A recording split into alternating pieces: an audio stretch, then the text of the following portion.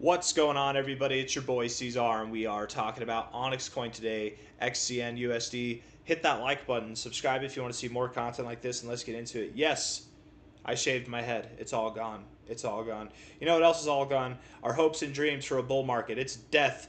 Death o'clock, baby. Here we go to zero. That's not what's going to happen at all. No, I don't think so. Is it possible that we see a lower low? Yeah, that possibility came back on the table the minute that Bitcoin crossed below $112.5 thousand, that possibility came back on the table. But that doesn't mean that we have to go down that low. Maybe we hold support here. Maybe we come down, we form a double bottom.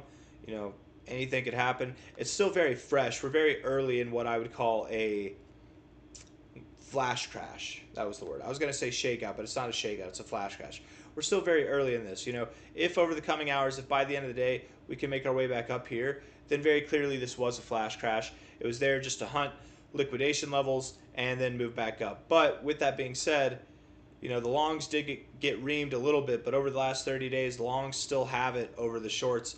I would think that we continue to come down until the longs get cleared out. And with that, I mean, we could move down to $106,000, $105,000, you guys. It's very possible. And with that, if Bitcoin were to make that kind of move, it doesn't mean OnyxCoin has to see a lower low. We've seen it where Bitcoin gets to lower lows and OnyxCoin maintains higher lows. We've seen it. But in the current state, the current trajectory, I would think that we would go lower if Bitcoin goes lower. So it's something to consider, okay? I'm not at the point right now where I'm calling for 105 to 106K. I need to see this develop over the coming days and see what it looks like, you know. And if over the next couple days we continue moving at this pace and we're just there already, okay, cool, fine, easy enough. But at the moment, you know, anything could happen. We really could come back up in a very short amount of time. So I think it's important to just be patient, see how this all plays out, see how the market reacts whenever they wake up. A lot of people haven't even woken up yet. I mean, looking at this here, this happened while most people were sleeping. So we'll see how people react whenever they wake up today. Anyways, daily time frame here. Looking at this, rejecting the overbought zone is never a good thing. You do have lower lows in the RSI, but you don't have lower lows in the price just yet. So if we close here or higher, that could promote hidden bullish divergence. That could be a good thing. The daily stochastics actually look really weird, technically bearish at the moment, but weird overall. And the MACD could be rejecting the zero, which would also be a very bad thing. So hopefully we can continue to grow. Hopefully this isn't as bad as it looks at the moment, but if it is, we might see lower lows. And again, that target area of 0.0099 to 0.009 or even a little bit lower than that comes back on the table. All right. Looking at this on the 1 hour time frame here, the RSI is oversold. We do have a double bottom in the RSI, higher lows. That is bullish divergence. We have it between here and here. That would imply that we grow. We have a little bit of a move up from here. We could go lower. You know, rejecting the oversold zone right here, we absolutely could go lower. And if we see a lower low than this, we'd probably have triple bullish divergence. That would still be good enough to call for a move up to about 1.15 cents. But what we do with that really depends on Bitcoin, I think, on the rest of the crypto market. You know, if we come down and we come back up, that's great. Do we run with it? Do we validate that this is just some kind of flash crash and we're moving back up, nobody cares? Or do we validate that we're finding resistance at prior support, prior resistance, and then we come back down for lower lows? Time will tell. I really do think that we're going to have to wait for tomorrow to kind of provide more sustenance, more details for this, okay? Bullish divergence on the stochastics, bullish divergence on the MACD. You have bullish divergence on all time frames, or on all indicators on this time frame. It would make me think that we do move up a little bit from here. 4 hour time frame here, pretty bearish, getting oversold, right? Lower lows there. Stochastics are bearish at the moment, and the MACD, you're kind of at an area where you could actually bounce.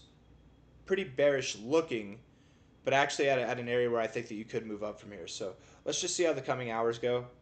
Again, this really could just be a flash crash, and maybe by the end of the day, we're singing a whole different song. We're singing Kumbaya, Kumbaya, ready to move up higher. At the end of month rally for September is still very much alive and possible, but depending on what we do over the coming days, we could put that to bed, and maybe we have an end of month dump instead of an end of month rally. We'll see how it goes. Hold on. There we go. My throat's really dry. I'm sick, you guys. I've got like this congestion. I don't know what it is, and like a dry cough. It's not fun.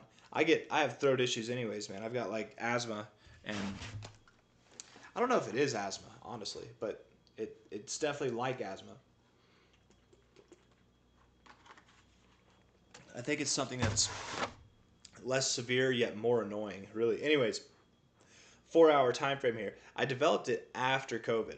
I never had it in all my life, and then in 2020, I got the most sick I'd ever been, and it's just never been the same for me, man.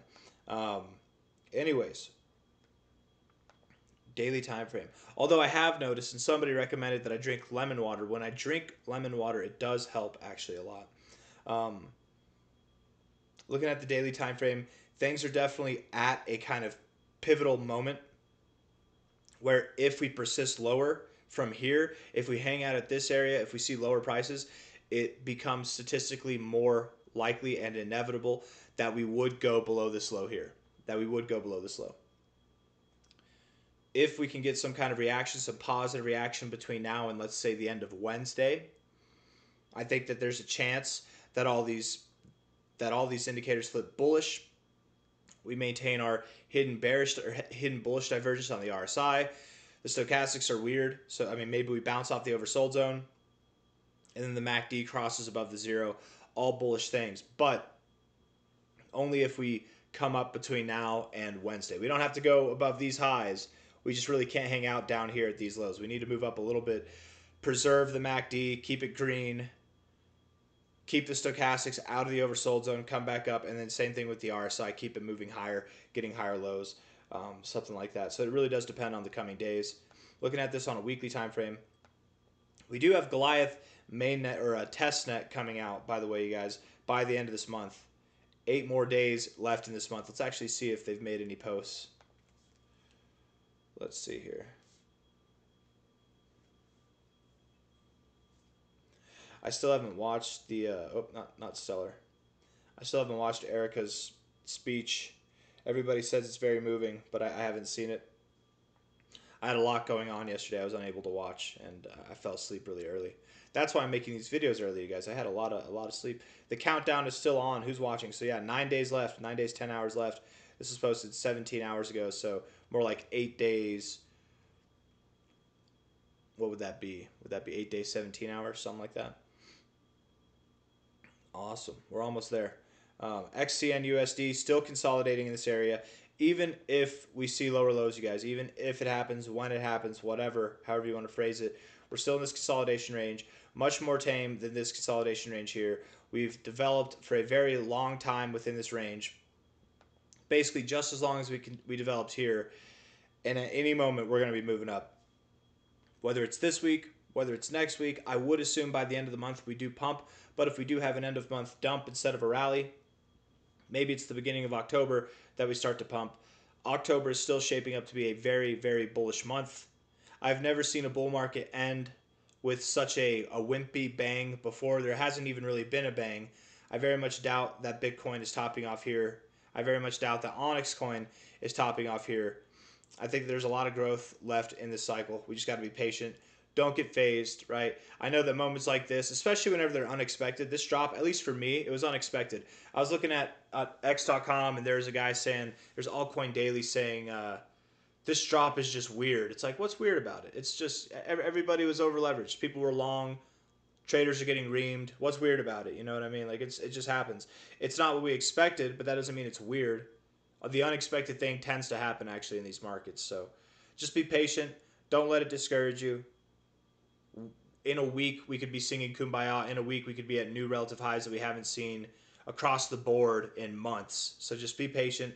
Oftentimes, we do get a little shakeout. We do dump down before we start to move higher. Hit the like button, subscribe. Thank you all for being here. I'll see you on the next one, okay? Take care of yourselves. Bye-bye.